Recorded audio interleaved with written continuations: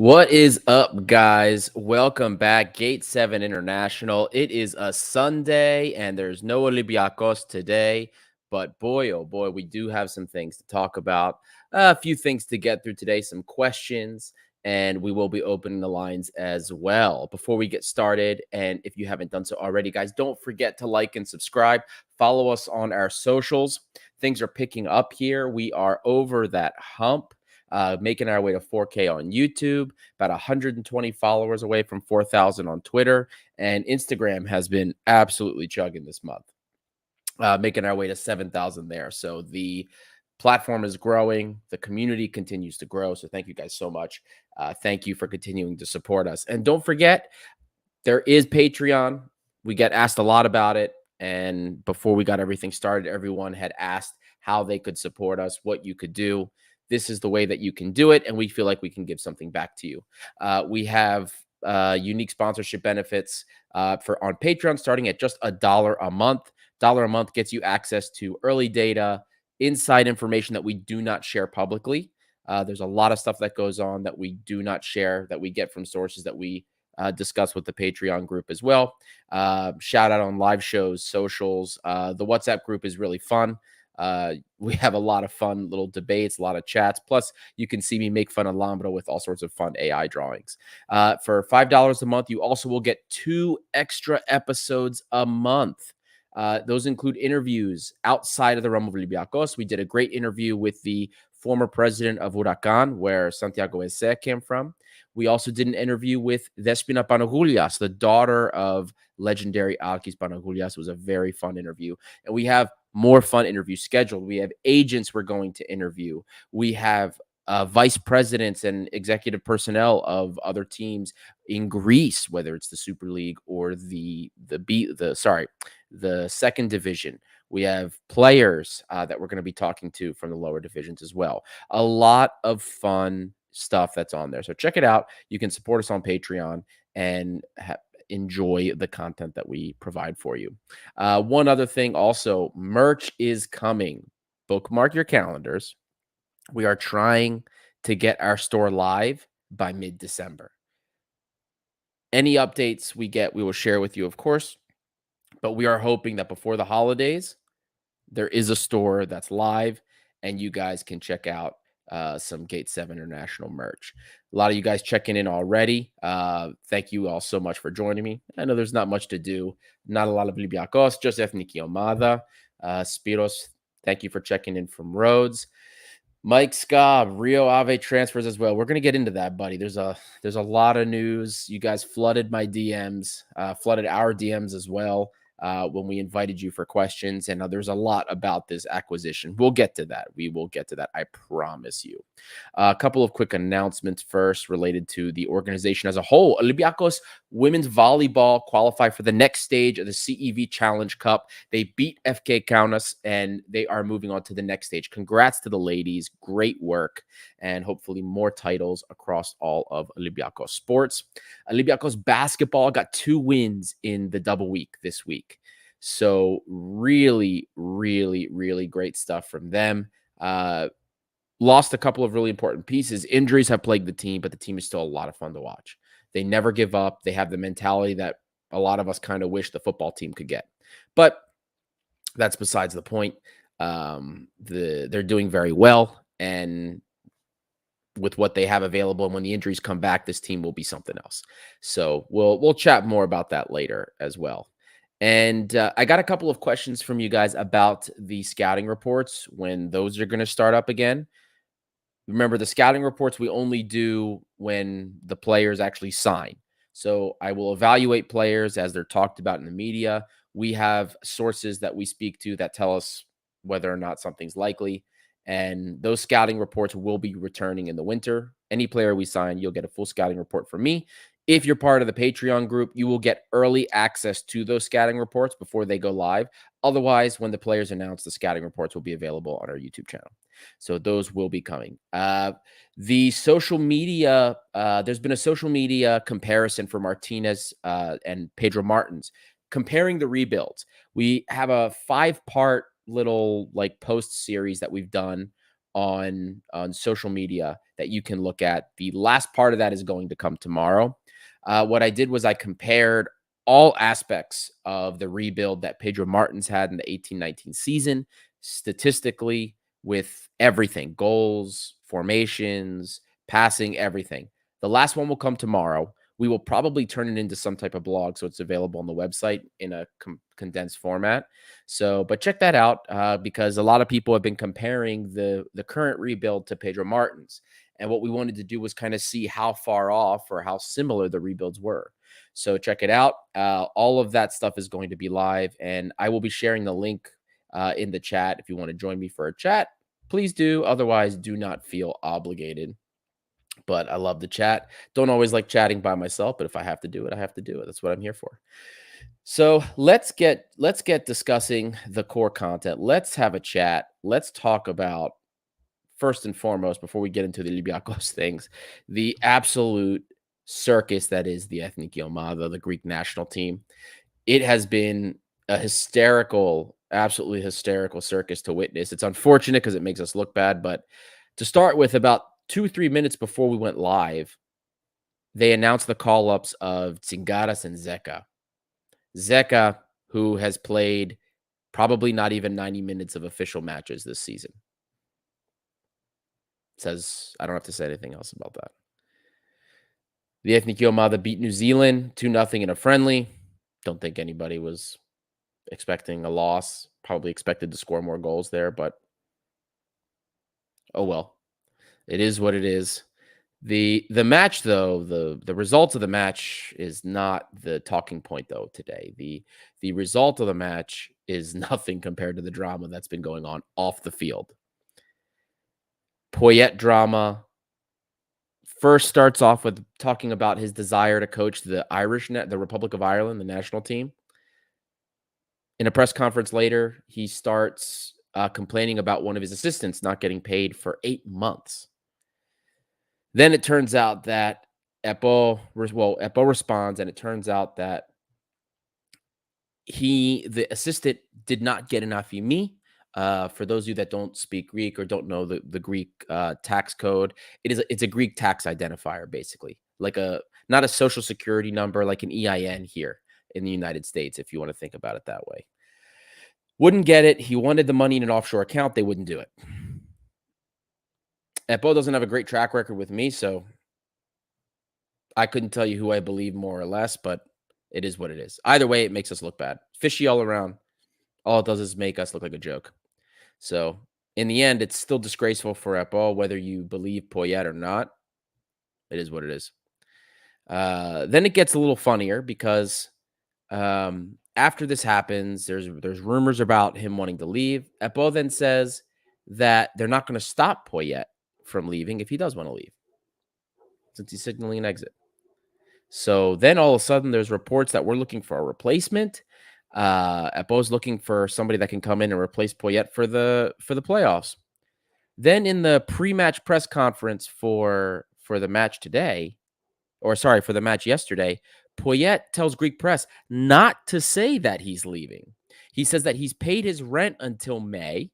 His family loves it in Greece, and he wants to build a project in Greece. He says that he wants to stay here. He needs new training facilities, and he wants to be a part of something bigger. So I don't know whether to tell you that this is bipolar from Poyet. I don't know what to tell you about that, but you can't buy this type of entertainment.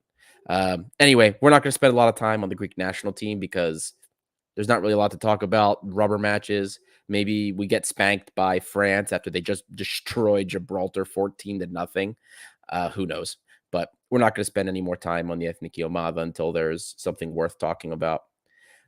But moving on to the Olympiacos oriented discussion or something in that regard, I want to start with the news that broke today that we broke on socials. And I got a lot of DMs about this. When we opened up saying we're going to take questions, we're going to be answering a lot of fan questions today, I was asked this the most. So we're just going to get it out of the way. We're just going to talk about it. And guys, if I haven't already done it, I apologize if I sound a little off. I probably caught whatever my son had, so I'm a little under the weather, but we're still going to power through this. So I do apologize if I don't sound like I normally do. But everyone that had asked me questions about this, a lot of people that even commented about it. I mean, you should check out our Instagram. Very negative, apocalyptic. The end of Olympiacos. Forget about Olympiacos. The news for this is not good and it's not bad either. But it's just news. I get that a lot of people have some PTSD from Nottingham Forest and how things have gone between the two clubs since they got promoted. I get that. And that's affecting the sentiment. I understand that entirely. But we really won't be able to gauge how this is going to impact us until after this coming summer. Because remember, the way the deal it works, or the way the deals worked, and we mentioned this on our social media. So the club, the board of Rio Ave has accepted this proposal. Marinakis is going to be investing 20.5 million euros until June 2024 for an 80% stake in the club. So he will be the controlling interest in the club. So that's how it's going to work. But then as of June, that's when he will officially have his 80% stake. And I'm sure things will be set in motion. He'll start getting more control and having more influence in what's going on there. And the reason we'll say that there's been PTSD from Forest and maybe why the negative outlook on this is so bad is because of what's gone back and forth between Olympiacos and Forest. When Nottingham Forest was in the championship, we would send them our junk. Let's just be honest. We sent them a lot of trash. We would send them guys like Marinakis and, anybody that really didn't do well for us. We sent them Kareem Manzarifard at one point.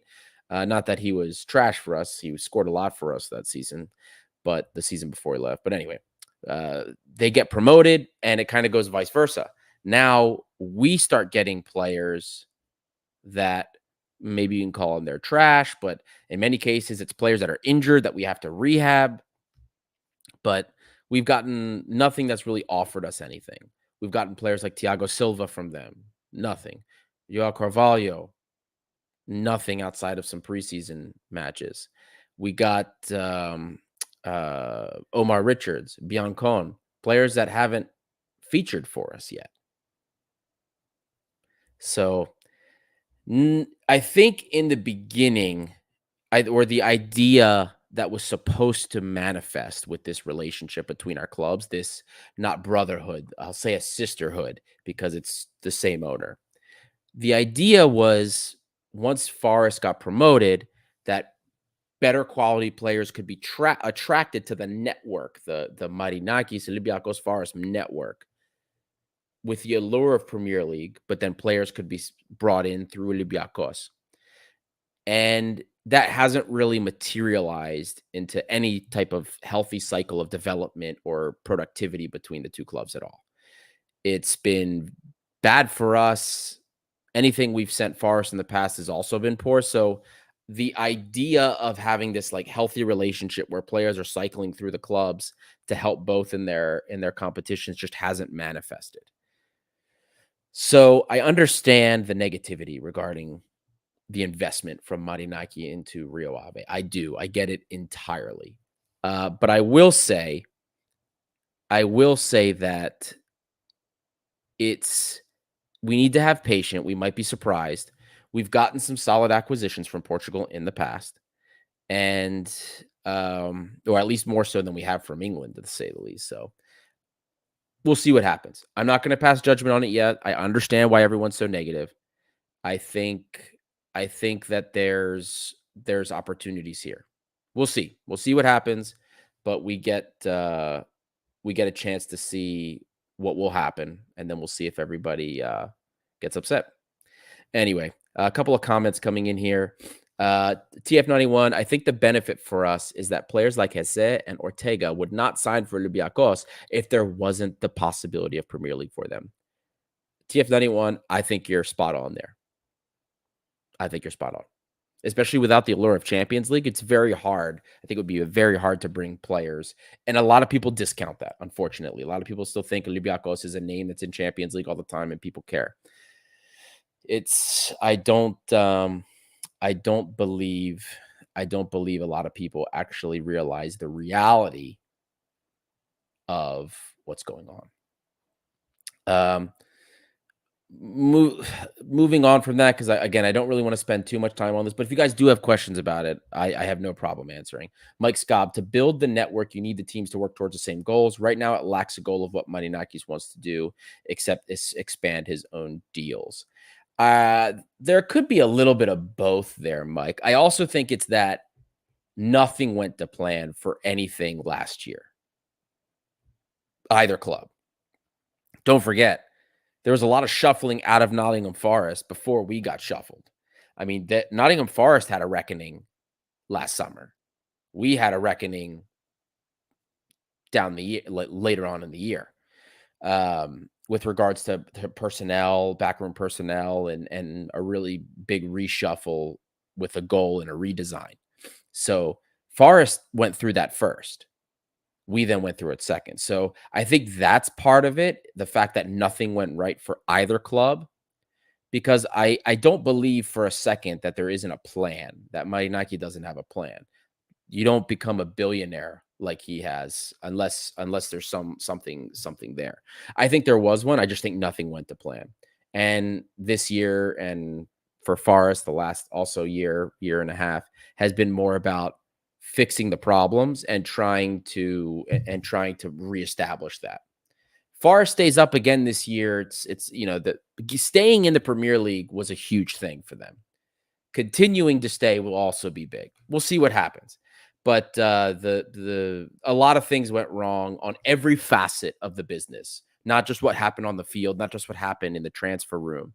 There was a lot of things went wrong in all facets of everything for both Forest and Olympiacos. So my message to you guys regarding that is have patience. Let's see what happens, because it sounds like, based on what the board voted on, it doesn't really sound like he can be doing the type of things, because one of the things the board voted on and that he agreed to is that assets stay in Portugal.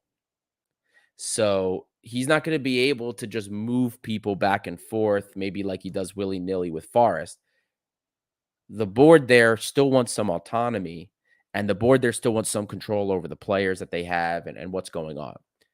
I'm sure that there will be business that goes back and forth, but I don't think players are moving all over the place willy-nilly, as we say in the United States. I don't think that's just going to be happening. Anyway, moving forward to really the bigger issues today that we wanted to discuss before I get into all the questions that we received, plus the questions that you guys have been asking me so far in the chat, is the transfer situation and the transfer priorities of Olympiacos. Before we go into what's been discussed in media, the signaling at the club is that Scarpa and Solbakken, the loans are being cut short, at least those two players, in January. Scarpa, that situation is a little bit more complicated, because Scarpa's agent did an interview in Brazil, and he said that Scarpa was not ready to accept the offer, the great offer, by the way, from Atlético Mineiro, which is about 6 million euros for him. He was not ready to accept the offer, even though it was a great offer, because he wants to stay at Olympiacos and see what happens. That's exactly what was said. What I take from that is that he probably wants to stay in Europe, and he wants to see if an offer from Europe comes through.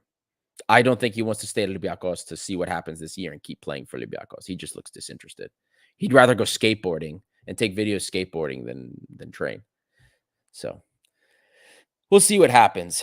I don't know what will happen with that transfer. I hope he leaves. We need the foreigner spot. That's for sure, especially when we go into the priorities the club right now has for the window.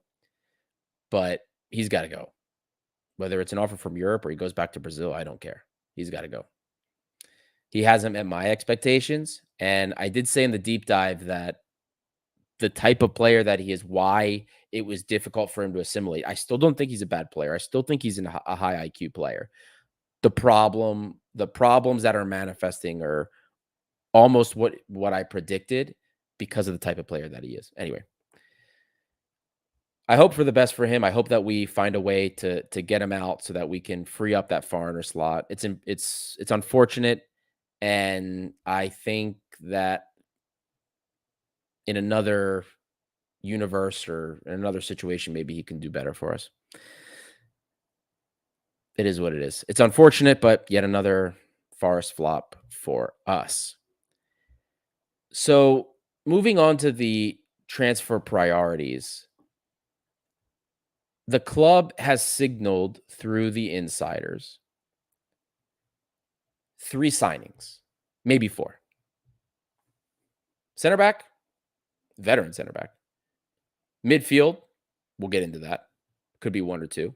And a center forward. Those are the 3 priorities for the winter window. Now, these moves are predicated on 2 things.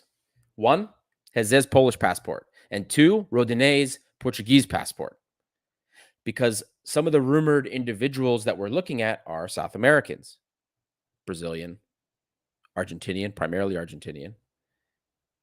Some names you might recognize as from names that we looked at over the summer.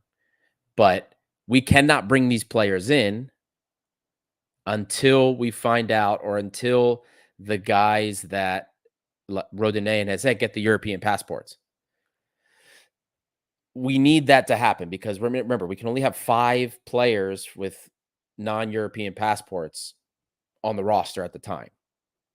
So that has to be worked out in order for certain moves to be made. Otherwise, we're going to pivot and we're going to go for different things. So there's still time. The window's still a little far away. But I want to make sure you guys are aware that this is something that has to happen. So if those 2 players can get their European passports, Scarpa goes, we now have 3 slots open for non-European players. Very important. So we'll start with the first of the transfer priorities and the first position that was discussed by the club, or discussed through the channels of the insiders, that is, and that's center back. So the information that's received is that we're looking for a veteran. Now, I know people are freaking out because the priority, they said, is Felipe. Felipe from Forest, 34 years old. Nobody was happy about that when they heard it. I get it. But of the Forest players that we've had on the radar, he's probably one that's kind of had some of the most optimistic and positive chatter about him, despite the fact that he's injury prone. So maybe that's like the area that's of concern. Again, another injury prone player, another player that may not be able to be on the bench for most games. That's an issue in its own right. But other than that, he's a player that people seem to speak pretty positively about. So he was the priority. Palomino was considered in alternate. That was another option. I think, and then we're also being linked with the player we were trying to get, but we couldn't get over the summer, Gaston Hernandez. We offered 4 million for him, but the club wasn't ready to get rid of him. So I think it's something that that's something that we could see materialize again if the passport issue materializes, or if Scarpa ends up going. So we'll see how that goes. But center back, we're looking at a veteran player, or maybe if it clears up and we're able to get the money, the money to him, Gaston Hernandez.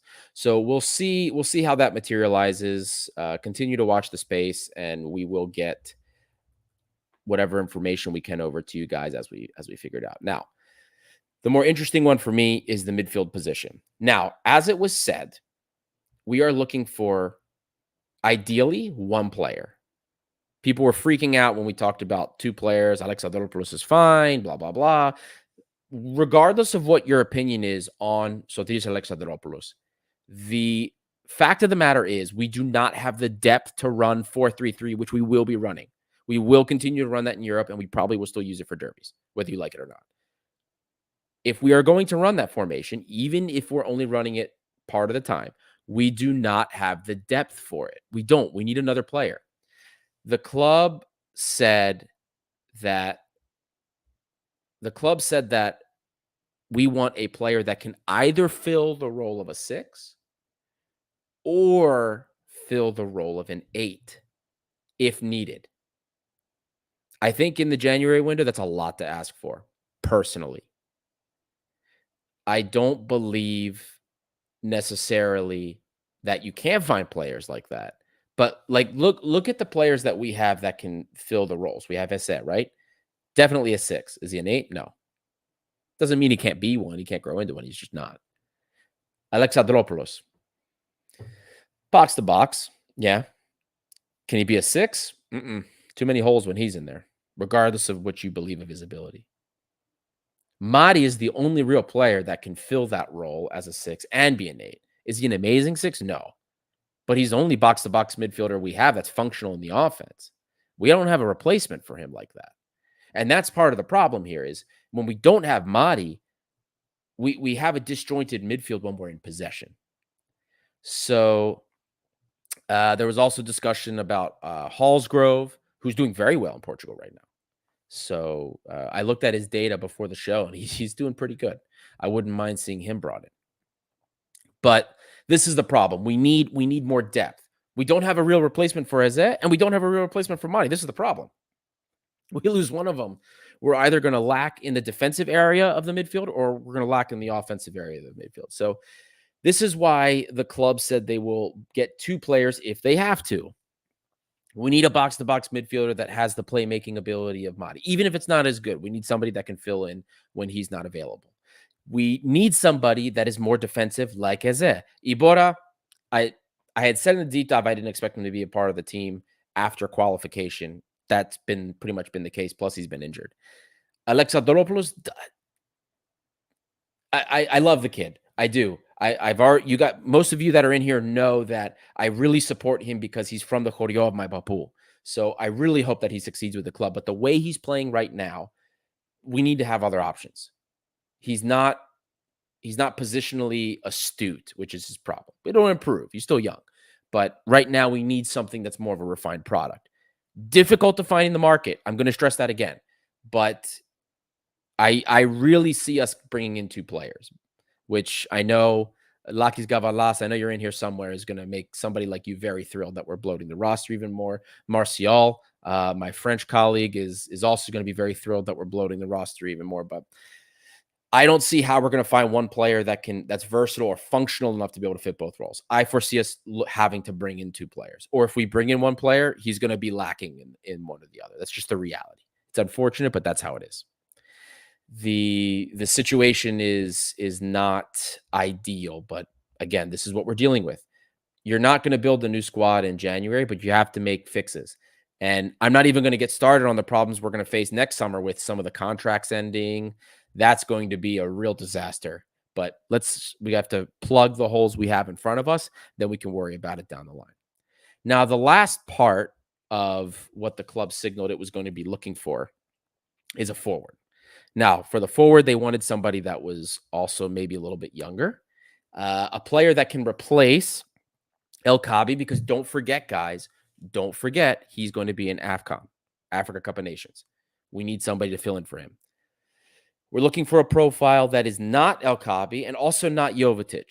We want a different profile, but somebody that's going to replace El Kabi in the meantime. So, in other words, we're not looking for a false 9. We're not looking for somebody who can't move or a pure goal scorer. We are looking for somebody that can help in build up, and that can be a little bit more of a modern striker, we'll say.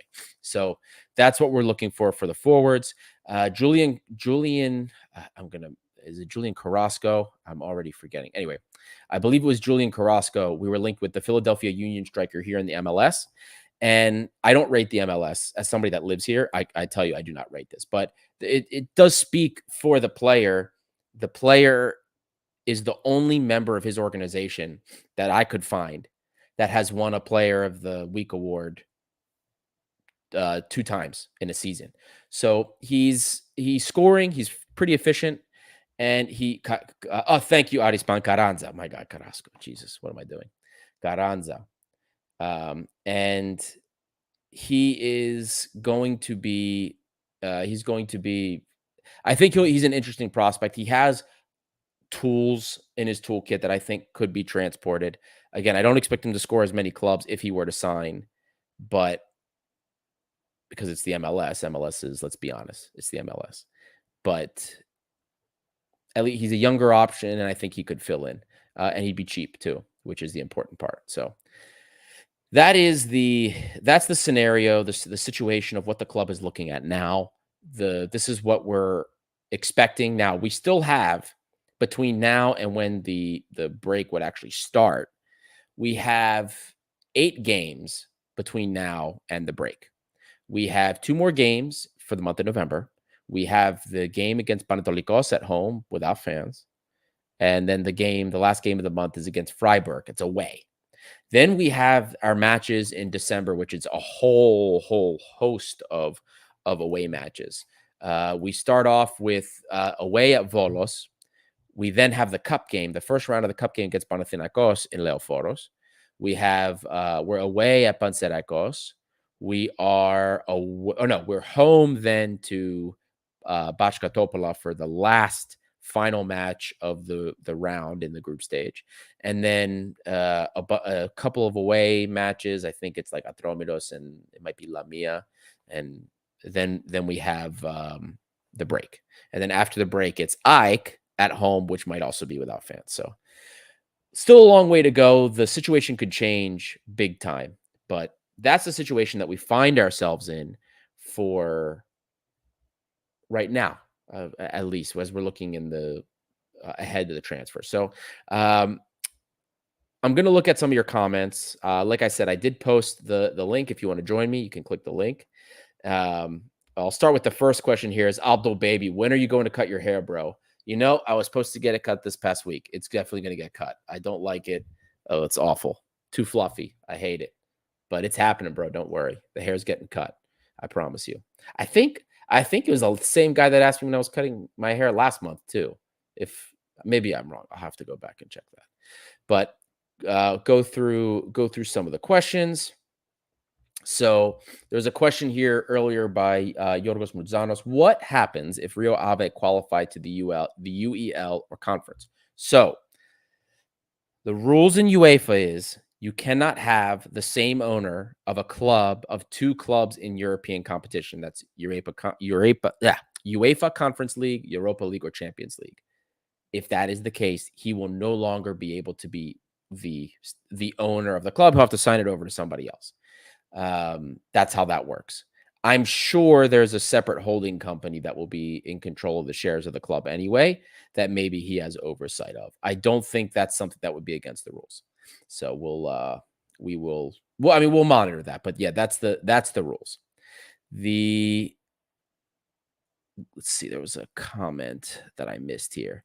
Nikos R, next season we need to buy a starting striker and have El Kabi as second, Ba as third, Kostulas as fourth, our striker options.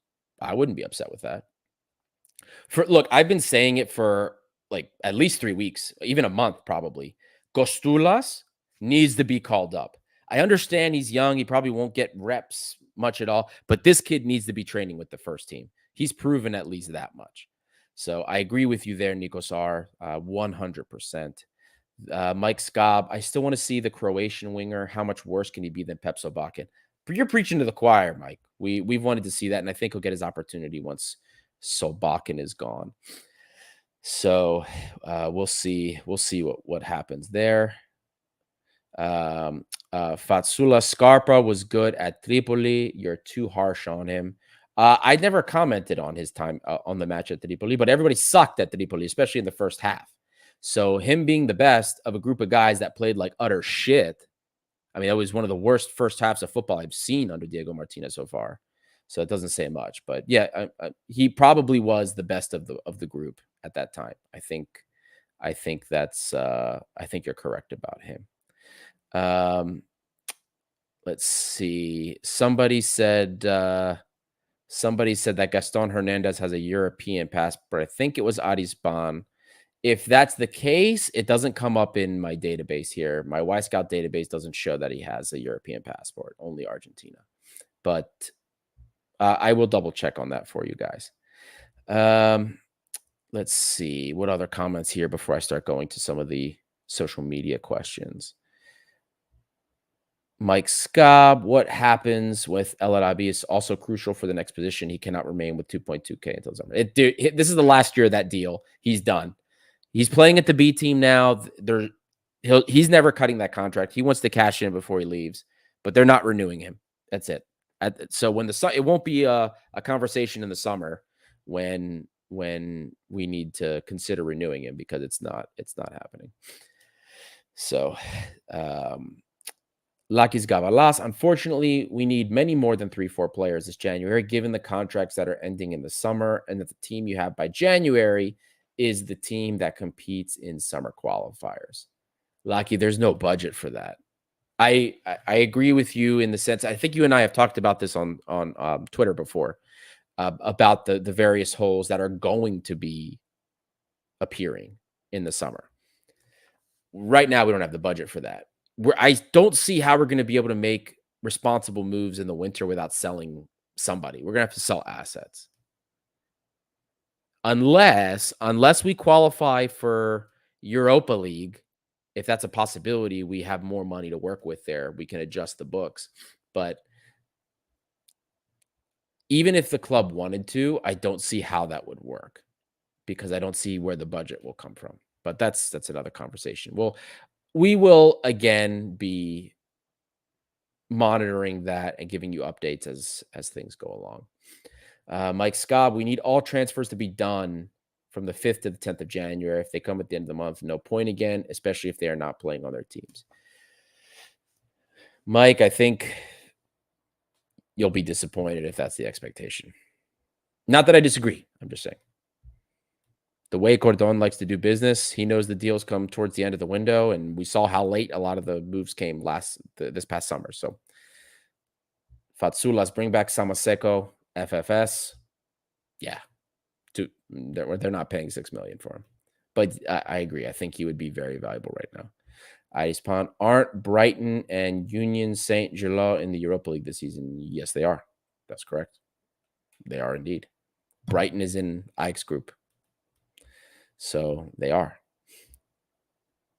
Mike Scobb, Costula should have been already the third center forward.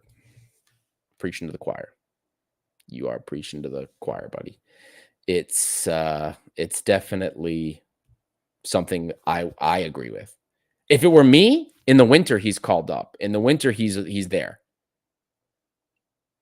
He's there with Jovetic. We find another striker, and he's still training with the team. My opinion. Don't know if that's shared by the club or not.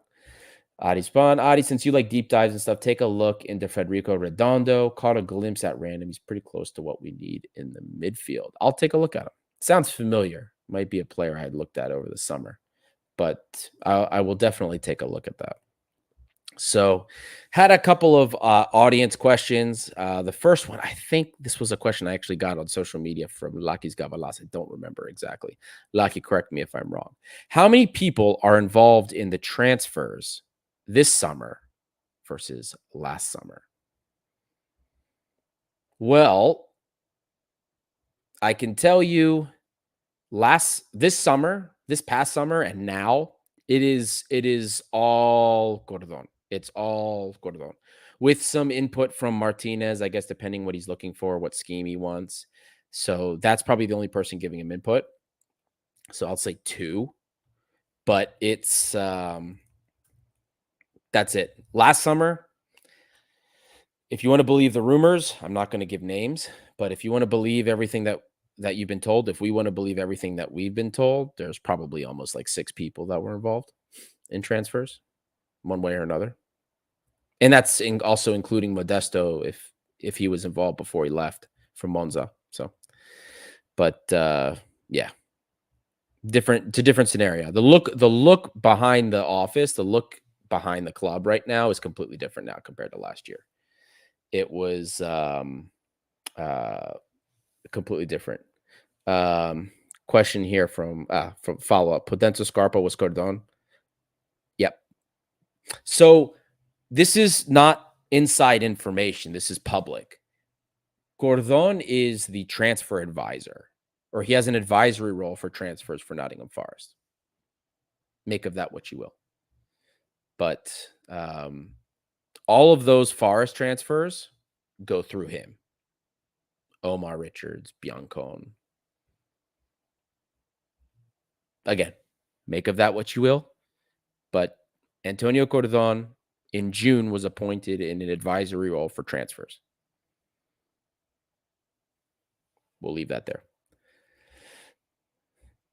Another question we got was, where are you located? One of our new followers on Instagram was asking us, asked that we cover this in the show.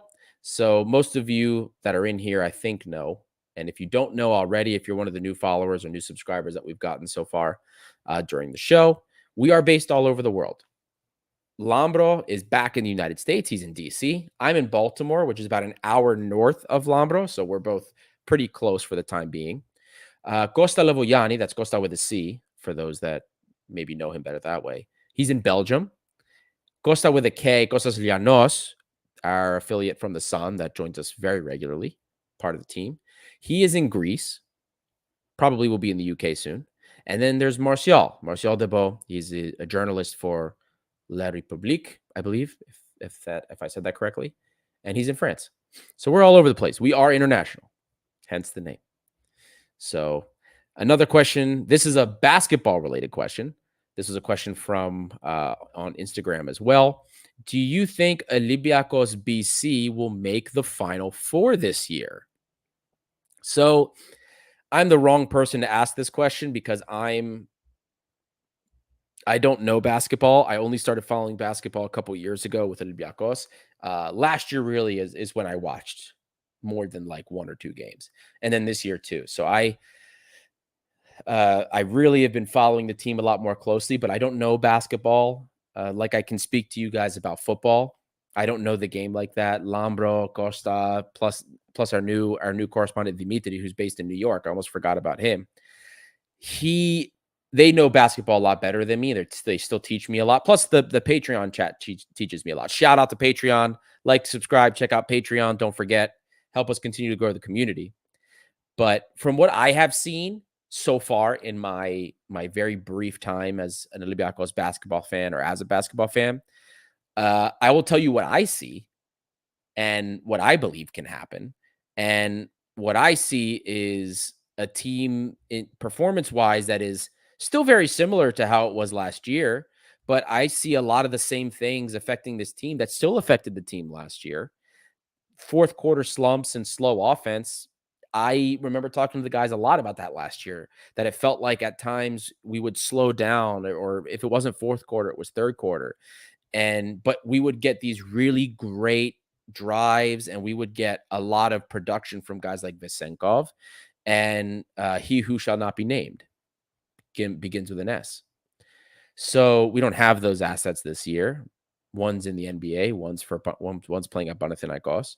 So those closer matches, we're not losing. We don't have those clutch shots, or the guy that's kind of put things on his shoulder as much, especially with all the injuries we had. Shaq McKissick has been out for a long time. Some of the new transfers have been hurt and not getting into a great rhythm. So for me, I'll say I believe we can still do Final Four because of the fighting spirit that team has. They never give up. They never give up.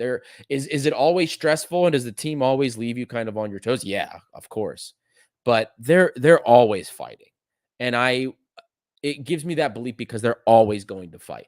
That's why I believe. But for me, more so like I just want them to make the playoffs because I think that with the injuries, I don't think there's enough depth or star power at this point to make the Final Four realistically. I think but I'll be happy this year the way it's a transition and everything. I will be happy if they make the playoffs. I believe they can still do Final Four, but it's not going to upset me if they don't make it. Playoffs, I think, would be a success for this year. Another question we got on Instagram. This was opinion on the greatest striker of the club. Now he didn't say scorer; he said striker. So I will focus on for this question the Marinakis era because otherwise we're going to then have a discussion about Sideri, Alexandri, Anastopoulos, or even we can discuss Ilya if we're looking at guys that scored and a number of goals, a number of games, like a goals per 90 type of things. Like those are the names that we're pretty much talking about. But if I'm focusing to make it easier on myself, like in the Marinakis era, we're talking about El Arabi. I mean, even without that in respect, even if we're not like outside of the scope of the Marinakis era of ownership, like he's probably still in the conversation. He's one of our top 10 goal scorers. So and if we're going back to the Marinakis era, it's him, probably Mitroglou, I'd say. Then I guess you could put Jabor in the conversation. But for sure, it's El Arabi in the current era. Mike Scott, Giovanni. Well, so I did think about Giovanni as well if we're going all the way back. But would you classify him as a striker or like center attacking mid or like an attacking mid? This is like the discussion. I've had this discussion with a lot of people, like how you define Giovanni, because he did play all over the place. But yeah, if we're classifying him as a striker, then of course he'd be in that conversation. But there's a lot of talking points there with that. Looking back at the chat, Lakis Gaulas, basketball has been overachieving in the last 2 years. It's normal if they don't make it in the Final Four. It's yeah. Well, budget wise, you could say that because we routinely will have the lowest budget or one of the lowest budgets in EuroLeague. We've always had a small, even when we were trashing Panathinaikos, we had a lower budget than they did. Last year and the year before, they were spending way more money than we were. This year, it's another level. But I think that's a fair comment if we're talking financially wise, because Olympiacos has never had a very big budget. Not like Real Madrid or Barcelona or the Turkish clubs. That's for sure. Mike Scott following up on the Giovanni. False 9 doesn't matter. Pure magic. Yeah, that's true. That's true. Pure magic indeed. Pure magic indeed. Well, that is so far all the questions I've got from you guys. If you guys have anything else for me, just drop a line, drop a question. I think there might be one or two things I missed that I'll look back for in the chat. But if I don't see anything else, we'll probably close up in the next couple of minutes. One more from Mike Scobb. What type of players do you believe Gordon is looking for? Age, characteristics, personality, etc., even with the budget. So the market, expect Argentina. That's where we've seen a lot of deals happen. He knows there's markets he's very familiar with. Kostas Lianos, when he first came in, told us like what the markets were. Spain, but don't expect a lot from Spain. I don't think anybody from Spain wants to come to Greece. And I doubt a lot of them really care that much to go to Nottingham Forest if it's not a better team in the Premier League. That's just the reality, which is probably why we don't see a lot of him in Spain. We knew Argentina was a big market for him. Those players want to come to Europe. They're a lot more willing to do what needs to be done to come out of Europe. It was a scary thing when we started paying real fees like for Ortega and Eze from Argentina because they don't always assimilate that great. But look, it's worked out great for Eze, and Ortega's assimilating pretty well. So I said before, I trust Cordon until he gives me a reason not to trust him. So if he's going to look in Argentina again for things, I'm fine with it. And I honestly, age, characteristics, personality, It's about the deal for Cordon. That's what it definitely looks like. So I don't think it has anything to do with age, maybe characteristics wise per position, but it's about the deal. That's what it seems like so far. He's looking for deals. He knows probably what Martinez generally wants, and he's trying to make the best deal with the budget, looking for value, especially that we can recoup after the fact. And we've got sellable assets. Let's put it that way. At least a couple of them. I'll get to a couple more of these questions before I end up closing up. Nico's R. Who do you call up from the B team to the first team? Algacim Ba. I've already said I'm calling up. Maybe not exactly a B team, but Kostulas I've already said. I'm taking a look at Muzakitis as well. And for now, for the B team, aside from Algacim Ba, in the past I brought up guys like Pagaglianis, Kalogeropoulos. In the past I brought that up, but right now I don't know. I don't know if I'm calling anybody else up from the B team for the moment. That'll change though, of course. Lakis Gavalas, does Cordon spend any time at Ready? Does he even attend matches? He does, from what we've been told. He does. Yorgos Murzanos, do you think we should invest more in the academy like Pauk, Zolis, Kostadelias, Kouliarakis, Tsimas, etc.? We already invest a lot in the academy, monetarily, financially speaking. If you mean invest in terms of our trust in time, I agree with you. Especially, but we went through a big reshuffle at the academy thanks to Jose Anigo. Look what's happened. Look at how much more success we've had out of the academy since he got involved about a year and a half, almost 2 years ago. Actually, it has been almost 2 years now in the academy. I do believe that we need to invest more trust in them. I don't think that we do that yet. But we'll see what happens. We still have a lot of young guys. We're looking at the current crop of B team guys. I don't know if I don't see a lot of career mobility for them at Olympiacos. So, but the crop that's underneath of them, the Kostulases, the Muzakidis, I have a little bit more faith and hope in what I see from them. So I hope. Let's see. But we do monetarily, financially, we invest a lot in the academy. So we just have to trust what's coming out of the academy. That's the problem. Mike Scott, this will probably be the last question I do before I close up, guys. In the background, do you see and feel that Cordon is building something like a scouting network, data analytics, and all the new fancy stuff? Or are we, again, a one-man army approach? He already has a network. He's not building a new one. He's already had one. He goes where the deals are. He's got his people as he trusts. I believe that the longer he and Diego Martinez are here, the more likely they will be to trust our youth. The way I've explained it to a lot of people is I don't fault them for not wanting to call up or use youth at Olympiacos this season. This is their first season here. They've got a lot of pressure and they need some kind of results. They do. That's the expectation here at Olympiacos. A coach and a sporting director are not going to take flyers. They're not going to take risks on young players, especially when they don't know the culture. They don't know the country. So I think that will be the case that they use data analytics and that stuff. Yeah, Cordon is too successful to not use it.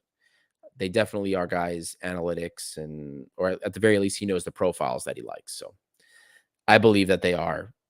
And I do think that, I mean, the way that this was advertised when Cordon came in is that this was something that is a project, like he's building something. So yes, I do believe he's building infrastructure here, at least for the next few years. So we'll see. But the key thing isn't going to be about him. It's about the club. Are they going to have the patience to stick with him? Are the fans going to have the patience? That's the important thing. We need to have patience. We need to trust the process and believe that they are going to find something. I didn't expect them to clear everything up over the summer in one go. I don't expect everything to be cleared up in the winter. I do expect that in the summer, more can be done with a freer budget, we'll say. But a lot of that is going to be impacted by how things go here. Sales we make plus the sales we make in the summer. So trust the process, guys. I believe in Cordon and Martinez. I know it's tough. I know there's a lot. It's not perfect. Nobody is. We knew it wasn't going to be perfect. There's always going to be issues. There are issues. Cordon has his faults. Martinez has their faults. They've taken flyers on the wrong things. Martinez is stubborn in ways he shouldn't be. But they're going to build it, right? I really encourage you guys to check out what we've done on social media with the comparison of the rebuilds from 18-19 to 23-24, because a lot of people seem to have fonder memories of 18-19 than I think people did at the time it was actually happening. And it's very close. Look at the data. Martins edges out stat wise in a couple of areas, especially in Europe. But the big context with that is Martins played Dudelange, a Luxembourg club, twice, and he shellacked them at least the one time. So if we take that away, it's very similar. So if that's the barometer, then I think we're on the right track. There's two big differences as well. One, Martins only had to deal with a really tough bulk. Two, it's this time it's not just bulk that's tough. It's Panathinaikos and Ike. Now, this bulk team is not the Invincibles of that 18-19 season. Don't get me wrong, but Panathinaikos and Ike are not pushovers anymore like they were back then. So it's tougher. The league's tougher this year. We talked about it. It's more interesting for the average fan. It makes things more difficult for us. Obviously, we have demands of the club. We want to win, but this is how competitive leagues are. You have to roll with the punches. You have to adapt. You have to improve, and we're in the middle of that. So have patience. Things will get better. I'm confident that it will get better. Knock on wood. I don't want to jinx anything, but it's tough. It's going to be tough. It's not going to be an easy title. Last season wasn't easy. This season isn't going to be easy either, especially given what we're dealing with on the back foot with the point deduction. But that's something we'll talk about when it goes to CAS. But we have to have some faith. And before we close up, for those of you that are here, thank you for everyone that's been listening, especially if you made it this far. Guys, don't forget to like and subscribe. Help us continue to grow the community, both on social media as well as YouTube. And before I sign out, actually, Nikos R has one other question. What would your starting 11 be for the Ethniki? Oi, Nico.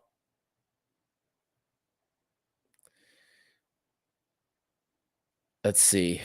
For the France, I would have, because the game doesn't matter. I don't care. I really don't care about it. I would have played a bunch of young guys. But starting 11 for me would include guys like Osadelias. It would include Fortuny. I'd figure out how to get him out of retirement. I would be, of course, including Duvikas. As great as Pavlidis is doing for club level, we don't have the system to employ him for the Ethniki. That's just the state of affairs there. We've seen it time and time again. He's played enough for us to know that we can't create an environment for him to be successful.